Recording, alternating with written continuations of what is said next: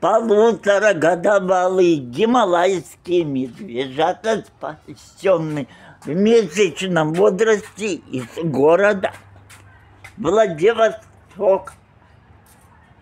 И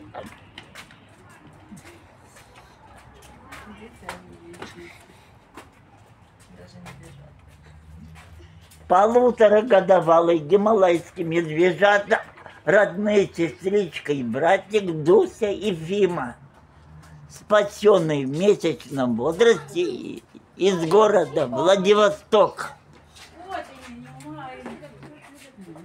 Полуторагодовалые гималайские медвежата, родные сестричка и братик Дуся и Фима, спасенные в месячном возрасте из города Владивосток.